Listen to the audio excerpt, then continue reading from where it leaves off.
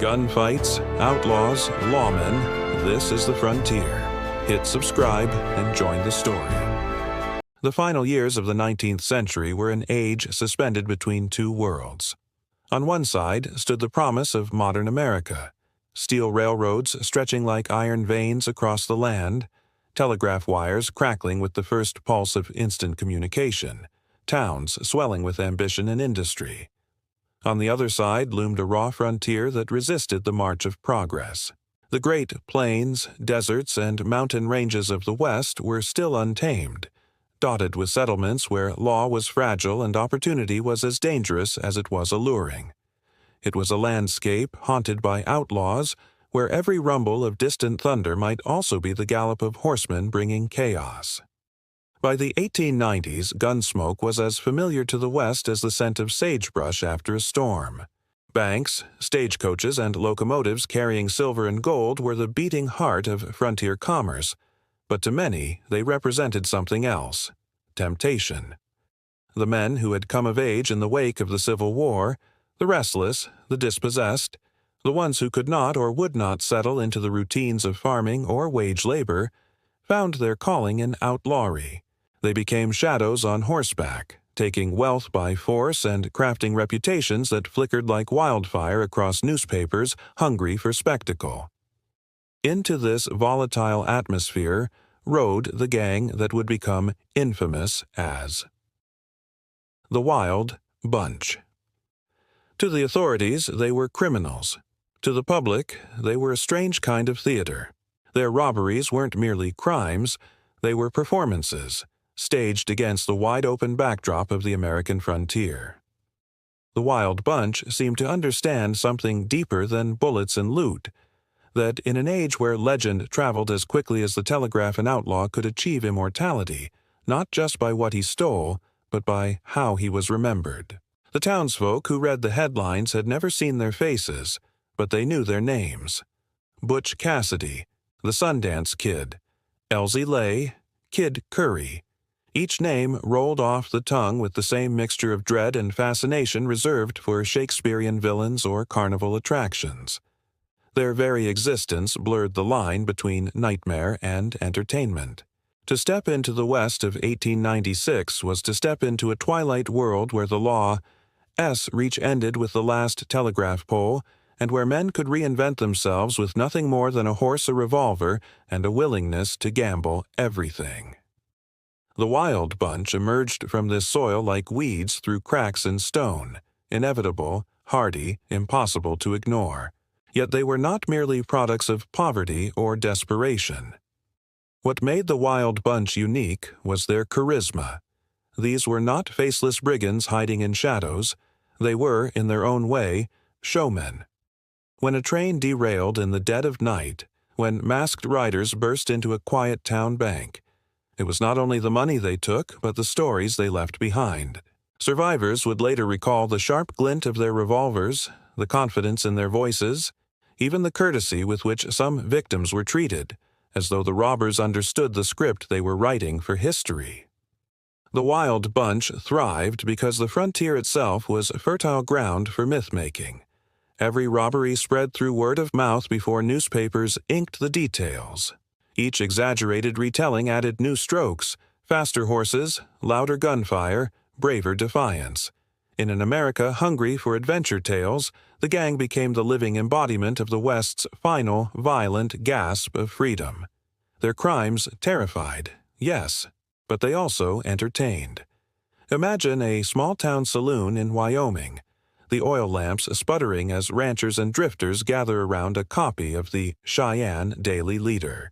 The headline screams: "Train held up by Wild Bunch. Bandits escape with loot." Conversation stops, then resumes in hushed tones. Some curse their names, calling for the Pinkertons to hang them all. Others grin, admiring the audacity. A few quietly wish they'd been there to see it with their own eyes.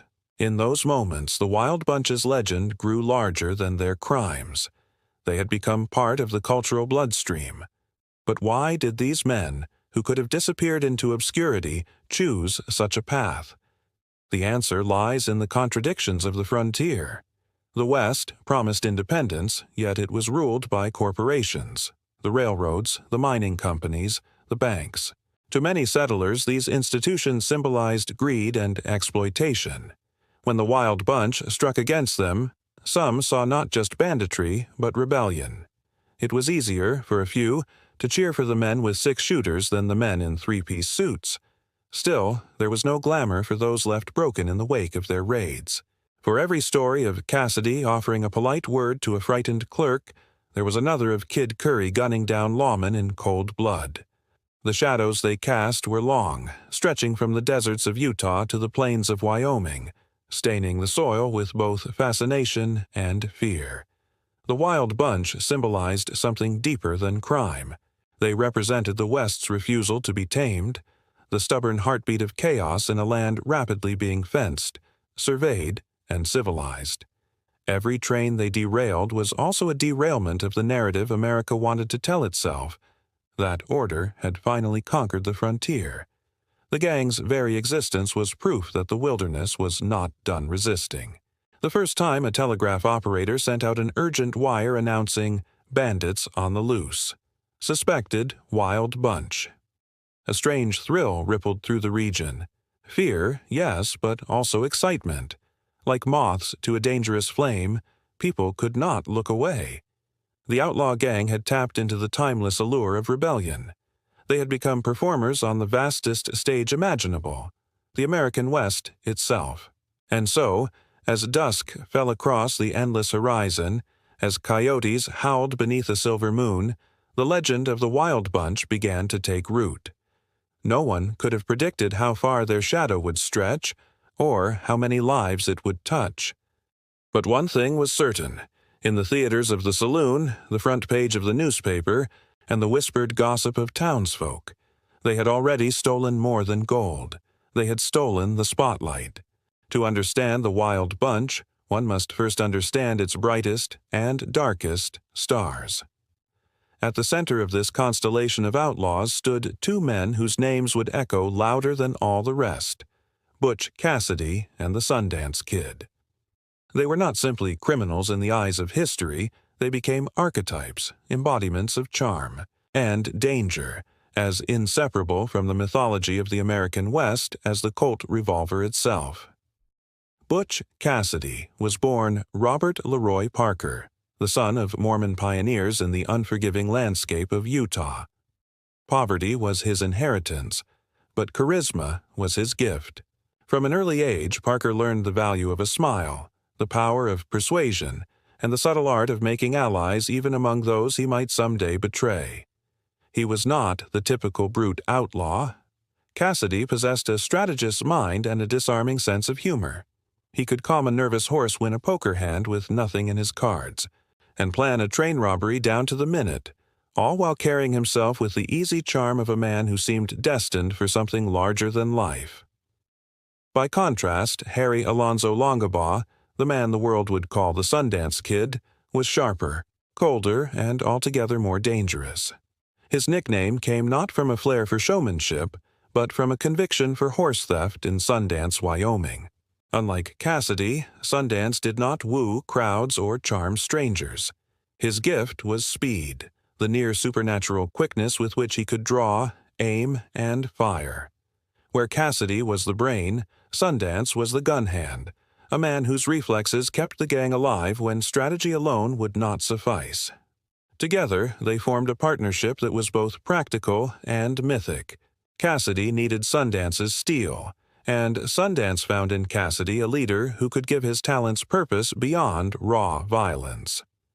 In their union, the Wild Bunch found its soul, half charisma, half deadly efficiency. The stories of their robberies often carried details that seemed almost cinematic. A witness to one of their early train heists swore that Cassidy had tipped his hat, and offered a reassuring smile to terrified passengers, promising that no one would be harmed so long as they stayed calm. Meanwhile, Sundance stood nearby, revolver steady, eyes hard as granite, radiating the promise that any deviation from Cassidy's words would end in blood.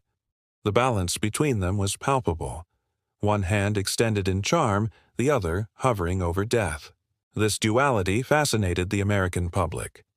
Newspapers seized upon it, framing the duo as the outlaw yin and yang, the smiling rogue and the silent killer. For every farmhand who condemned them, another secretly admired them, finding in their rebellion a reflection of their own frustrations with a society that seemed increasingly rigged in favor of the powerful. Cassidy and Sundance were more than leaders, they were symbols. Cassidy symbolized the outlaw as folk hero, the man who might rob a bank but would never shoot an innocent. Sundance symbolized the darker reality, the truth that the Wild West was still violent, bloody, and merciless. Together, they embodied the contradiction at the heart of the Wild Bunch, the desire to be both admired and feared, to craft a legend while living a life that left a trail of corpses in its wake. What set them apart was not just what they did, but how they did it. Where other gangs might vanish into the wilderness after a robbery, the Wild Bunch lingered, leaving behind stories that grew in the retelling. They understood, perhaps instinctively, that the frontier was closing and that their era was drawing to a close. If they could not escape history, they would at least write themselves into it. If Part 1 was the stage and Part 2 introduced the stars, Part 3 is where the curtain rises on the performance itself. The Wild Bunch did not earn their infamy through whispers alone. They etched their names into history with daring robberies that seemed more like acts of theater than crimes.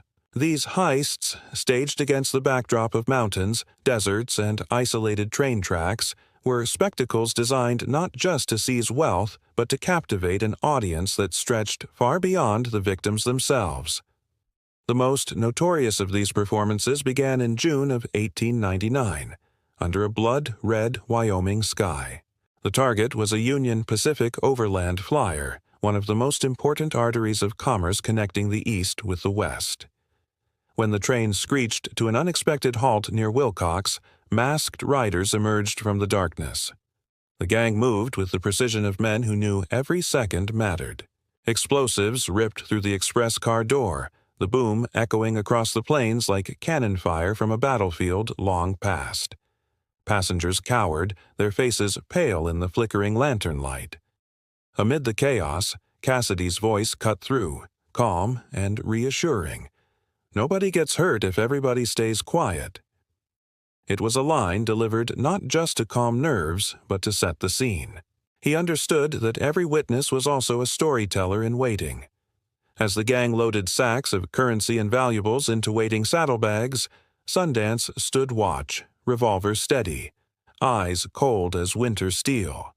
The heist lasted minutes, but in memory and in the papers the next morning, it stretched into legend. The newspapers exploded with tales of the Wilcox robbery. Details were exaggerated almost instantly.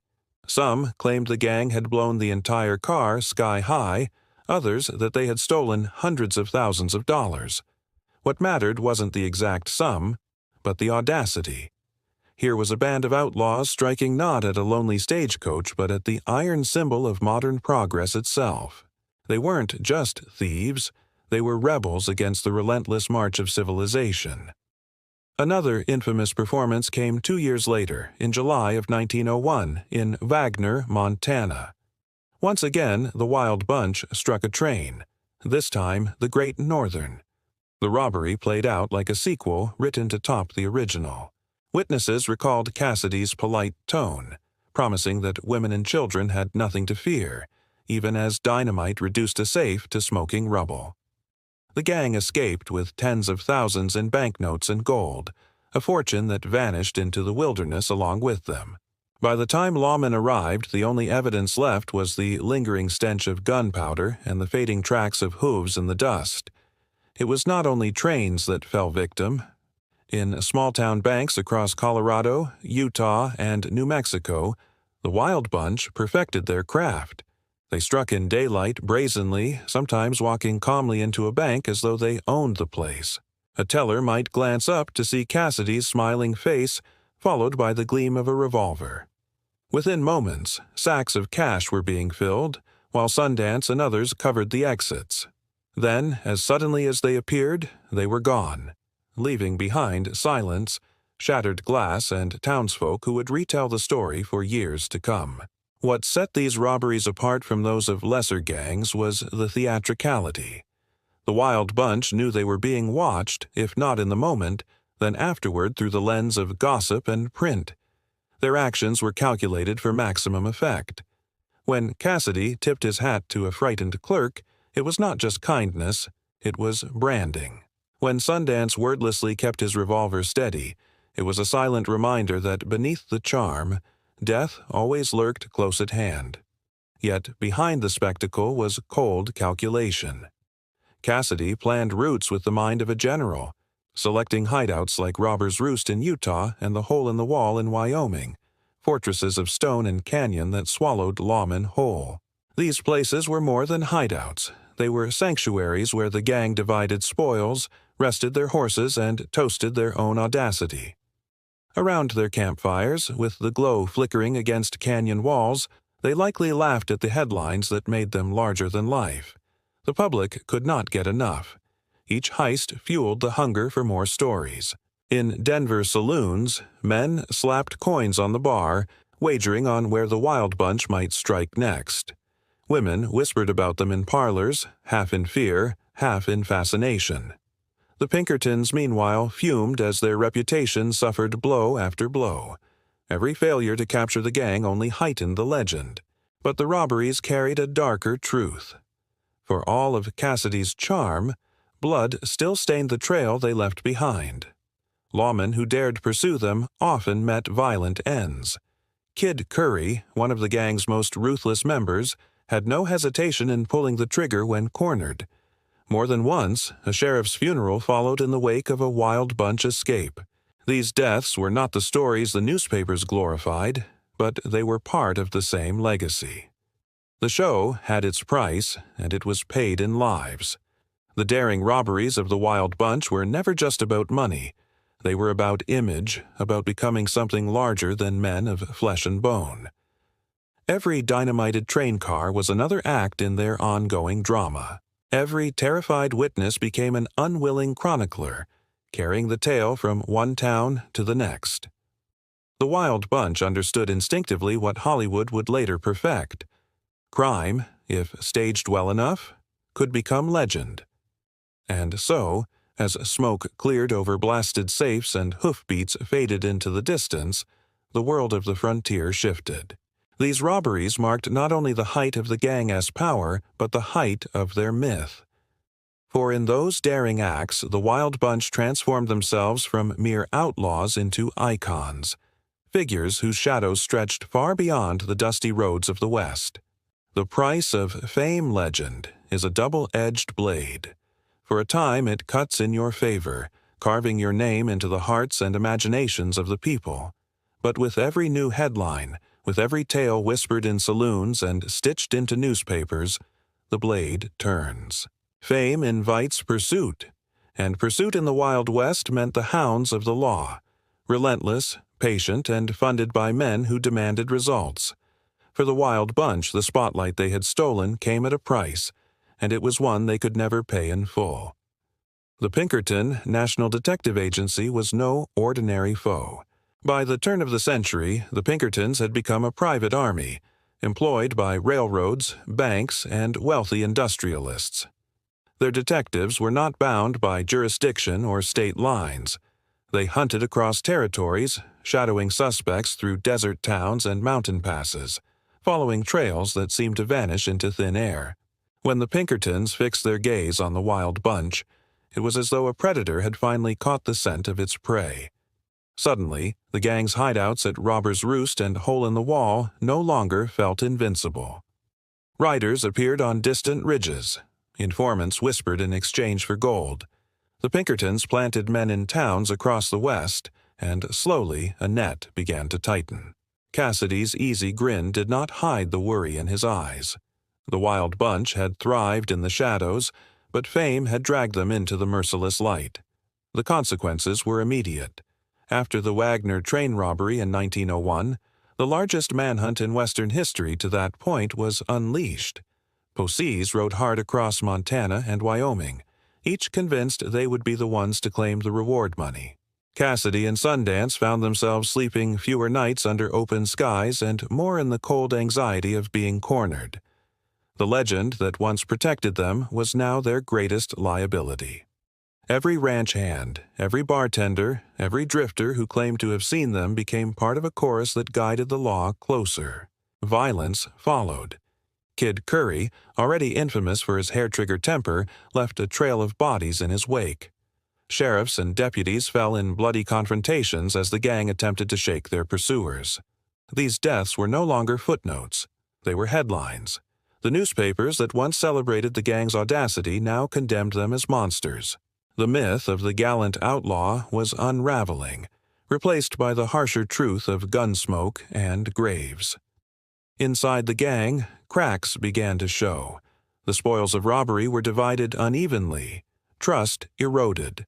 Some members wanted to retire, to vanish into the folds of obscurity before the inevitable noose found them. Others, addicted to the rush of notoriety and wealth, pushed for bigger, bolder scores. Cassidy, ever the strategist, dreamed of leaving the country altogether, of finding a new frontier where the law could not follow. Sundance, loyal but pragmatic, agreed. The solution, as improbable as it sounded, was South America. By 1901, Cassidy and Sundance, accompanied by Sundance's companion, Etta Place, slipped out of the United States. They sailed to Argentina, purchasing land and attempting to reinvent themselves as ranchers. For a time, the dream seemed real. Photographs from the era show Cassidy smiling in fine clothes, Sundance stern but steady, Etta graceful beside them. It was as though they had stepped into a new life, far removed from the dust and dynamite of the American frontier. But the shadows of fame are long, and they cross oceans. Reports of robberies in Argentina and Bolivia began to bear familiar marks: precision, audacity, a hint of showmanship. Whether the culprits were truly Cassidy and Sundance or mere imitators hardly mattered. The Pinkertons, ever persistent, extended their hunt southward. Fame had followed the Outlaws like a curse. Meanwhile, back in the United States, the wild bunch unraveled. Members were captured, killed, or scattered to the wind. Robbers' Roost grew quiet. The hole in the wall became a relic of past glory.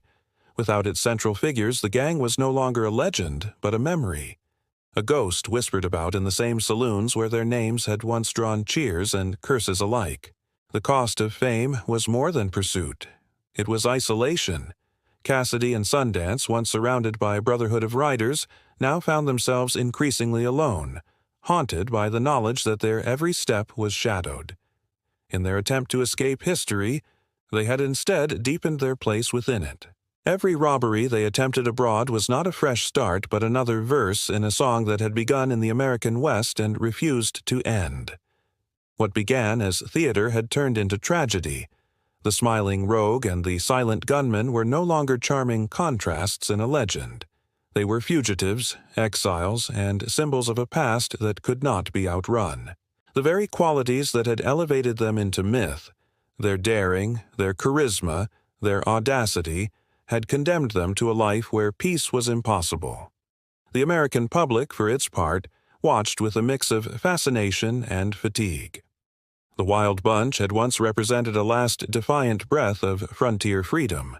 Now they were reminders of an era that civilization wanted to forget. The railroads continued to expand, telegraph lines grew denser, the frontier was closing, and there was a little room left for men who lived by the gun. And so, the Wild Bunch paid their price. Fame had bought them immortality in the annals of the West, but it also bought them relentless pursuit, betrayal, and exile. Cassidy's grin, once effortless, became rarer. Sundance's cold eyes grew wearier. The outlaw spotlight they had stolen now burned too brightly to escape.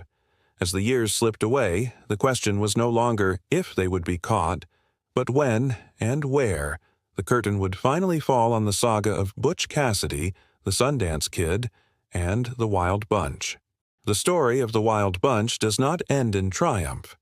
It does not close with laughter around a campfire or with treasure buried in a secret canyon. Instead, like all great legends of the West, it fades into gunsmoke, whispers, and unanswered questions. By 1908, Butch Cassidy and the Sundance Kid had worn out their welcome in South America. The dream of quiet ranch life had long since evaporated, replaced by the familiar rhythm of schemes, robberies, and escapes. Whether driven by necessity, restlessness, or the lure of easy money, the two could not resist the siren call of outlawry. Reports began to spread across Bolivia of two Norteamericanos leading bold heists, their identities an open secret. The shadows of the American frontier had followed them to the Andes. On a November night, in the small mining town of San Vicente, the story reached its final act. Cassidy and Sundance found themselves cornered in a dusty adobe house after a payroll robbery gone wrong. Outside, Bolivian soldiers and lawmen surrounded the building, rifles ready, their shouts echoing against the barren hills. Inside, the two men prepared for one last stand. Accounts vary. Some claim the shootout lasted hours, bullets tearing through the mud brick walls as Cassidy and Sundance returned fire with the same deadly precision that had made them famous. Others say it was brief and brutal, a few desperate minutes of defiance before silence fell. What seems certain is that by dawn, two bodies lay still within the house. Official reports declared them Cassidy and Sundance. The legend, it seemed, had ended, but the West has never cared for tidy endings. Rumors soon surfaced that the men killed in Bolivia were imposters, unfortunate bandits mistaken for the infamous duo. Stories circulated of Cassidy spotted years later in Chile, of Sundance living quietly under an assumed name, of letters written long after 1908 that bore a familiar hand. Families swore they welcomed their prodigal sons home in secret. Friends whispered of meetings in remote towns. The line between history and myth blurred, as it so often does in the Wild West. What is undeniable is that the Wild Bunch never rode again. Their era ended in Bolivia, whether by death or disappearance. The American frontier had already closed, the wide-open spaces crisscrossed by railroads and fenced with barbed wire. There was no place left for outlaws to breathe, no wilderness vast enough to swallow them whole. The age of legends was over. And yet, in saloons and cinemas, in dime novels and Hollywood epics, the names Butch Cassidy and the Sundance Kid endure. They live on not as common criminals but as archetypes, the charming rogue, the silent sharpshooter, the brotherhood forged in rebellion. Their story is retold not because of the gold they stole or the lives they took, but because of what they represented.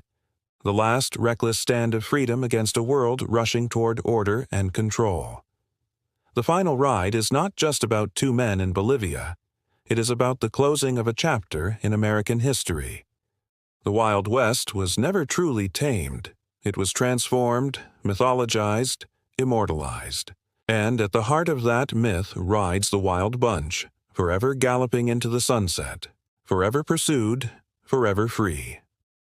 If you enjoyed this journey into the untamed heart of the Wild West, make sure to like this video, share it with fellow history lovers, and subscribe to our channel. Your support keeps these forgotten stories alive and helps us bring more legendary tales from the frontier straight to you. Saddle up, the next story is already on the horizon.